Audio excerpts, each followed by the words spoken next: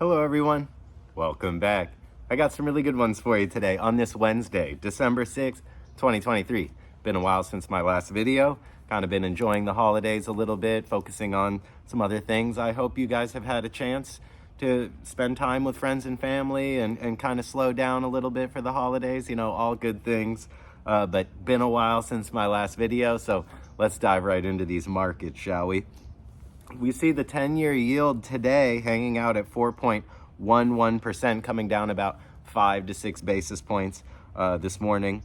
Really good to see that 10-year yield backing off from about 5% a few weeks ago down to about 4%. Only 1% move lower in yields is actually a pretty mondo size move. 1% is a big deal for the debt market, and seeing that 10-year yield come down from 5% range to the low fours, really given the green light to risk assets to go ahead and move higher. So you've seen that stock market this last few weeks really responding favorably to that falling 10-year yield. So you see like the stock market, oil, Bitcoin, gold, generally those things like to see falling yields, especially things like Bitcoin and gold, because they're anti-debt units. They compete toe-to-toe with the dollar. And so as these dollar derivatives like bond yields and interest rates and even the dollar itself weakening a little bit over the last few weeks or so, that's pushing those risk assets like Bitcoin and gold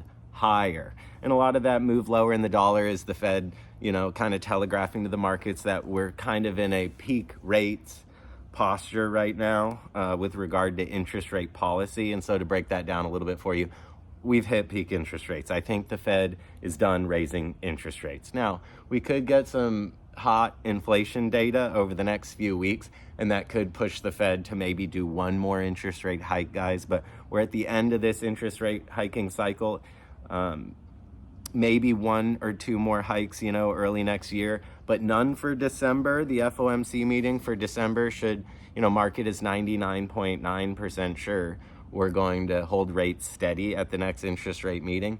And then there's like a 0.01% chance of a cut, so markets really are looking more likely at interest rate cuts in the future from the Fed as opposed to interest rate hikes. And that's kind of left the markets feeling excited and giddy and kind of moving into that end of year Santa Claus rally.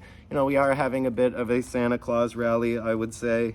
The Santa Claus rally is those year-end bonuses for CEOs, those S&P 500 corporations whose CEO compensation is based on share price. Well, they like to pump those markets going into the end of the year. They like to cash their holiday bonuses. People are out spending the economy. Things are generally pretty well lubed and moving. Even if it's people maxing out their credit cards, I saw a survey a couple weeks ago. It's like some 25% of Americans are still paying off their holiday debt from last Christmas. And here we go, that reliable American consumer always ready to max out the credit card at any chance they get. So I don't really know that it's good for the individual balance sheets of your average American to be maxing out your credit card and seeing the dollar just act this weak for this long, really destroying wages and fixed income. But the American consumer always seems to find a way to spend that money. And they're doing it, and it's weak for the dollar when everybody's maxing out their credit cards and companies and governments are maxing out their credit cards. Creates a lot of dollar weakness, guys. And, the counterintuitive thing there is that pushes markets oftentimes higher. And that's kind of what you've been seeing, the S&P 500 kind of drifting up into the end of the year on the back of the Fed toning down its hawkish rhetoric, weakening the dollar a little bit, and those, that weakening dollar requires more and more weak dollars to buy the same Bitcoin, buy the same share of the S&P 500. You kind of get the idea. So, I think the American consumer is kind of hurting, but they're kind of keeping things alive. And, when are they not hurting? I feel like the American consumer is always maxing themselves out, and the corporations are just clicking their heels to the bank. So, concerning trends, but trends that have been in place forever. Not seeming to like scare the stock market or any of the players at the table. So yeah, the falling 10-year yield has really helped markets this last few weeks. We got mortgage rates right now hanging out still in the 7% range, which is like kind of gnarly, a little bit too high for the real estate market's liking. Like, I'm sure, you know, the refi business is still like dead. But if the real estate market starts to smell that mortgage rates are actually going to start coming down, and I think they will next year, you know, as soon as the Fed drops interest rates, mortgage rates will come down with it. And as soon as mortgage rates start to fall, that should stoke a little bit more demand, given that you'll have more qualified buyers. You know, rates coming down will qualify more buyers. And so you might see a frothy and inflated real estate market going forward, you guys, because, you know, the only thing that could get these real estate price tags to fall meaningfully would be to continue raising interest rates at the Federal Reserve. But the Fed's already said we're not interested in raising rates any further. And now if those mortgage rates can fall down into the 5s and 6s, you know, that's the dollar weakening, and it's going to actually push home prices up even more, in my opinion, which is crazy. So moving on to the stock market, we have the S&P 500 right now hanging out at 4564, the NASDAQ at 14,218, and that Dow Jones at 36,000. Pretty flat day today. But, you know, I'd say we're having a bit of a Santa Claus rally. We did have a pullback a few days ago, but if you look at the last few weeks, guys, stock market's been doing really well now that the stock market is getting that warm fuzzy from the Federal Reserve, that interest rates are done going up. And if anything, the Fed's going to hold rates as steady as they can for as long as they can before they need to cut them. And the market likes rate cuts, and it likes holding rates steady too, because it likes stability. You know, the market doesn't like 40 interest rate hikes back to back like we've seen over the last year and a half or so. You know, that really spooked the market. The crude hanging out right now at $73.43. A lot lower than I ever thought it was going to go. You know, I thought we were going to pull back into like the 90s, and then we fell into the 80s, and now 70s. Pretty crazy, you guys. Tentatively bullish crude oil though, and energy companies though. So you got like your Exxons, Chevrons, Halliburtons, ConocoPhillips. You know, take a look at the big boys or don't, but those could be some worthwhile things to look at in the energy sector. So if crude wants to take a stab at $150 a barrel, you know, sometime in the next couple years, 3 years, especially if inflation sticks around, well, getting into mega cap, large cap energy plays now, especially with crude down there at 73 a barrel, could be a good play or not. You know, we'll just have to see. Got to do your own thing. Bitcoin right now hanging out at 44,000. I love it. You know, Bitcoin really ripped the face off the bears is what it did. You know, I remember a couple months ago when Bitcoin was hanging out at 25,000, you had all these like traders talking about the death cross, like, oh, this is it for Bitcoin, like these are really bad technical signals, we're going to be going down into the teens again, like get ready for it. And we popped to 30, and then 35, and then 40, and then 45, just seamlessly, like almost without a pullback, without even filling those gaps. You know, you just have a bunch of buyers step in, blast through a resistance, pull back maybe like a little bit, hit that next resistance, you know. So the bears are just scattering, and good time to be a bull. You know, if you had bought Bitcoin at 15,000, 17,000, 20, and I was coming out here and doing videos, you know, about a year ago, I did altcoins searching for value on the furthest frontiers. You know, a lot of those, like I think Solana was probably like $8 when I did that video, I think. You know, so it's been pretty horrible time for crypto, but we're starting to see signs of strength. You know, we're starting to see green shoots. So I'm here to coin the phrase. You know, we've seen that phrase used in markets before. Post 2008, in about 2014, we started hearing the whole green shoots narrative for the economy. Well, I'd say the same thing for crypto right now, guys. We're seeing those green shoots, like better times are coming back to the crypto space. You know, it's been very depressing. Good time for the some of these ETH killers like Solana, Avalanche. You could also look at like the smart contracts and Oracle plays like Chainlink Labs. You know, good times have come back for crypto. So all good things. You know, we'll have to see where we go from here. It wouldn't surprise me at all to see Bitcoin fall back to like 37 or something like that. But I mean, Bitcoin likes to do as much damage to as many players and traders at once as it can all the time. Like, that's kind of its job. So up is down, down is up when it comes to that stuff. So you're playing with nitroglycerin. That's kind of why you want a dollar cost average too, right? Like, you don't just go, oh, I have $10,000, disposable income and I'm just going to YOLO it all into Bitcoin by the end of the day. Bitcoin, you build positions in these kind of things. Same with like Ethereum. You do what you want, but you probably shouldn't be doing all of your buying at once. Like, to acquire Bitcoin, in my opinion, would look something like every couple months you got 250 to 500 extra dollars. That's a weekend out with friends or something. That's a nice pair of pants in a little bag. But instead of spending it on those things, you take $300 worth of Bitcoin, every few months, and you just kind of stack your sats and you just kind of scale in dollar cost average. And maybe there are times when you don't want to be buying Bitcoin, like it's getting a little bit too frothy. You see too many people like mortgaging their homes and just going all in on Bitcoin. So maybe you want to be buying less and maybe not at all. And then during these horrible bear markets and these horrible dips, well, maybe you could buy a little more than usual. So maybe instead of buying like $250 worth last quarter, you bought $500 worth. You kind of see. And if you're one of those people that's like, well, why not $1 million? Like, dude, this is not enough. You're not playing with enough money.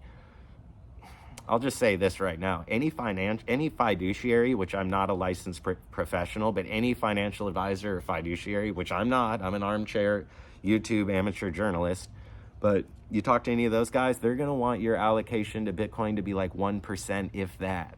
They're going to say something like you want to be 60% stocks, 20% bonds, 10% precious metals and alternative assets, maybe 1 to 5% crypto. You see, guys, they don't want you to be like Bitcoin maxis, and I'm not an advocate for being a Bitcoin maxi either.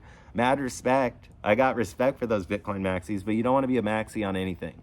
Okay, diversification is magic. It's magical. It's like compounded interest. Compounded interest, like you put $1,000 in a checking account, it collects 4% per year. Like, what's your doubling time on that? And then what happens after? We don't understand as humans. We're not really wired well for exponential growth, algorithmic, logarithmic type calculations. We think very linearly. So we only think like linearly, like line going up and to the left. We can't imagine what happens after 30 years of compounded interest at 5%, what that starts to look like on the 36th year and then the 37th. It gets pretty crazy, you guys. Pretty crazy. So don't be a maxi on anything. You want to own some stocks, some real estate, some precious metals, some crypto, some energy. You want to spread yourself around a little bit. Maybe pick 4 or 5 asset classes you're super into. On this channel, for instance, we like to talk about, energy, high growth tech, precious metals, crypto, like those. There you go. Those are the 4 asset classes we're into. Go ahead and add real estate to that. There, you got yourself 5 asset classes. You're pretty well diversified. We don't like bonds on this channel. You really, in my opinion, you probably shouldn't even mess with bonds until you have like $5 to $10 million. Like, wait until you have a nest egg where you're really more concerned at not losing money. Like, not losing your wealth becomes a real priority. That's where the bonds kind of kick in. But it's funny, if you had been in bonds this last couple of years, you got decimated anyway. Who wants to loan paper to the federal government? I mean, honestly, who wants to be a creditor to the U.S. government? And who wants to put on a trade in dollars? Oh my gosh. On this channel, we like Amazon shares, whole Bitcoins, Exxon, Chevron kind of thing. Like that's kind of what we're into, guys. So good to see Bitcoin doing really well. Good to see ETH doing really well. We got silver right now, taking a look at precious metal. Silver at 24.29 right now. Kind of down in the gutter. See, I'm glad I'm not a silver maxi, I would say with silver, you don't want to be more than no matter how wealthy you get, guys, I wouldn't want to be more than in the 1,000 ounce club. Okay, so if you were to stack 1,000 ounces of physical silver in coins and bars, you're done. Like, if you make another $10 million, I wouldn't really even be allocating a percentage of that to metals. I would cap myself at about 1,000 ounces of physical silver. That's like the most. Gold, you could do something similar. Like maybe you only want 10 to 20 ounces of that max. Because if you start going over it, that, you're just buying sound money. You're just buying the yardstick. You're not going to lose your wealth, but you're not going to get anything there. It's not really investing either, because physical precious metals don't hold in. There's no counterparty risk there, guys. Like when you buy a share of Apple, you're hoping the Apple people take your money and do very valuable jumping jacks. This is very productive capital, and then they can spin off a profit to you. That is investing. You're inviting counterparty into your life. You're giving them the money. You're saying, go forth and do great things for me. That's true investing. When you buy metals and then you go bury them, it's just sitting. It's not going to spin off a dividend. It's not going to change at all. And you don't want your sound money to change. It's one of the reasons gold is gold. Sturdy, the gold standard. One more thing I'm going to leave you guys off on, and then I'm going to let you go. We have some important developments out of Argentina. It's very interesting, worth taking a closer look at. Javier Malay, the president-elect of Argentina, nicknamed El Loco, professor, celebrity, libertarian, kind of looking to dollarize Argentina. So really what's happened is in Argentina, they've been dealing with rampant inflation. I think inflation this year in Argentina is about 143%. Too high for things to even function, you guys. Like, imagine trying to get a bridge built, and this project, it's not going to be completed for another 3 years. Like, how do they plan ahead when the currency is that unstable? Like, what's the inflation rate in Argentina going to be next year? 140% again? Or is it only going to be 50%? Or is it going to be 200% or 500%? It's really hard to plan ahead and to do long-term projects and kind of have your economy function correctly when you're not even sure what the currency is going to be doing. The currency is just too unstable to figure out what your return on investment is going to be. So things have gotten so bad for the Argentine peso that Javier Malay, the new president-elect, is looking to ban their central bank, really blaming their Federal Reserve equivalent on the inflation, which I'm sure there's a lot to blame there. A lot of these countries have a lot of problems with corruption and rampant inflation and not having that stability associated with the dollar empire. Our currency, even though the US dollar has been pretty crazy this last couple of years, and we've been complaining a lot about it. I mean, look at countries like Argentina or Peru or Venezuela, or it really doesn't matter. Just anywhere that's not the US dollar, and you're going to realize, dang, like that currency is pretty freaking unstable. I think the euro does all right. It's pretty stable. Say the US dollar is all right. Maybe the Russian ruble is fine lately. But you're just picking the cleanest dirty shirt in the hamper, the prettiest horse at the glue factory, in my opinion. That's what the US dollar is. It's the best of just a horrible government-issued options. But anyway, Javier Malay is really upset with the Argentina central bank and what's going on with the currency. So he's going to put all the blame on those policymakers and do away with the central bank and dollarize. And what that looks like is really, Argentinians, they're already saving in US dollars, which might be really weird for somebody from the States. You're like, well, I'm not saving in Argentinian pesos. It's like, yeah, welcome to being a member of New Rome. Everybody wants your currency. You have the monopoly on the use of physical force, the trade lanes, the largest economy. So the global economy is dollarized. So it makes a lot of sense that these other countries whose citizens have really corrupt governments look for alternatives to save in, and they really do pick the US dollar. And it looks like Javier Malay is just kind of running with that until they can get a more stable currency and economic situation so that they can issue potentially a new currency. It'd have been really radical if Javier Malay had cryptoized his economy. So instead of going with the US dollar, they've been like, we're just going with Bitcoin. But that would have been too radical for the Bank of International Settlements, and the beast system and the global economy, their dollarized economy. Their institutions need to hold dollars and things like that. They wouldn't hold Bitcoin as much as they should. Intuitively, they just won't do it.